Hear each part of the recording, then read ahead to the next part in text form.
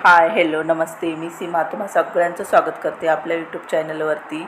आजचा दिवस तुम्हाला सुख समाधानाचा जाओ हीच बाप्पा चरणी प्रार्थना। आता वाजले सकाळचे 5:30 आणि माझा चालू आहे इथं स्वयंपाक। आज आहे 15 ऑगस्ट, माझ्या बहिणीच्या मुलाचा कार्यक्रम आहे शाळेमध्ये। मी पण जाणार आहे बघायला, तर लवकर काम वगैरे आवरून घेते। आज मी 4:45लाच उठले होते, आंघोळ वगैरे झाली आणि लगेच घेतला स्वयंपाक बनवण्यासाठी। गवारीच्या शेंगाची रस्सा भाजी बनवणार आहे आपण, तर त्यासाठी मी इथं गवारीच्या शेंगा परतायला टाकल्या आहे। थोडंसं सुकं खोबरं घेतलं, अर्धा चमचा जिरे, 3 हिरव्या मिरच्या आणि लसूण आणि कोथिंबीर टाकून न पाणी टाकता इथं वाटण रेडी करून घेतलं। तर बघा, इथं गवारीच्या शेंगा आपल्याला छान अशा परतून घ्यायच्या आहे। आपल्याला असे डाग पडू द्यायचे गवारीच्या शेंगाला। तर बघा, हलके डाग पडले। आता हे शेंगा मी एका प्लेटमध्ये काढून घेते। गवारीच्या शेंगाची भाजी आमच्या इथं सगळ्यांना आवडते आणि मी याच पद्धतीनं करत असते। तुम्ही पण एकदा ट्राय करून बघा, माझ्या पद्धतीनं सगळ्यांना फार आवडेल। इथं तेल घेतलं आहे मी आणि याच्यामध्ये एक कांदा टाकला आहे बारीक कट करून। छान असा आपल्याला हा परतून घ्यायचा आहे। जिरे आपण वाटणामध्ये वाटले होते, तर आता जिरे वगैरे टाकायची आवश्यकता नाही आपल्याला। इथं आपला कांदा हा छान लाल झाला आहे। तर बघा, आपण हे वाटण रेडी केलेलं हे पण याच्यामध्ये टाकून देऊया आणि छान असं आपल्याला हे परतून घ्यायचं आहे।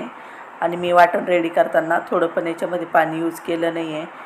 इथं पावडर मसाले टाकले, 1 चमचा धनिया पावडर, 1.5 चमचा लाल तिखट आणि अर्धा चमचा हळद आणि 1 टोमॅटो टाकले बारीक कट करून। तिखट तुम्ही तुमच्या आवडीनुसार कमी जास्त करू शकता। इथं थोडंसं पाणी टाकूया आपण आणि पाणी आपल्याला हे कोमटच यूज करायचे। आता बघा, इथं छान आपले मसाले परतले, हे गवारच्या शेंगा टाकून देऊया। छान असे मसाल्यामध्ये मिक्स करून घेऊ आणि याच्यामध्ये गरम पाणी तुम्हाला कितपत घट्ट किंवा पातळ हवी त्यानुसार कन्सिस्टन्सी ॲडजस्ट करून घ्यायची।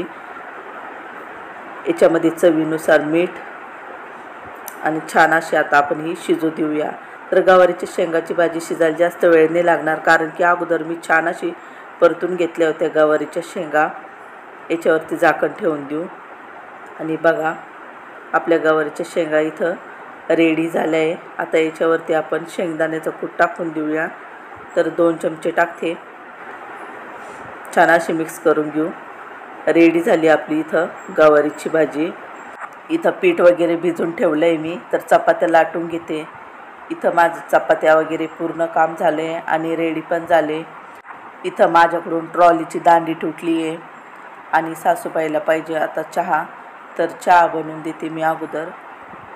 आणि काही नाही तर त्यांना दुधाचा नाही तर काळा चहा बनवून द्यावा लागतो, काळा चहा आणि त्याच्यामध्ये लिंबू टाकून असा चहा आवडतो त्यांना। तर 2 वेळेस लागतो त्यांना चहा दिवसातून। तर चहा वगैरे झाली आणि आता आम्ही निघालो शाळेकडे, तर तिथे गेल्यावरती तुम्हाला भेटतेच। हा व्हाईट ड्रेस घातलेला आहे आणि त्यांनी एकट्यानेच घातला आहे व्हाईट ड्रेस।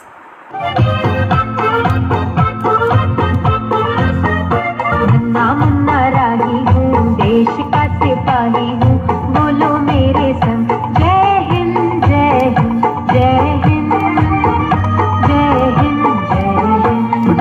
नन्ना मुन्ना राही हूँ, देश का सिपाही हूँ, बोलो मेरे संग जय हिंद जय हिंद जय हिंद जय हिंद जय हिंद।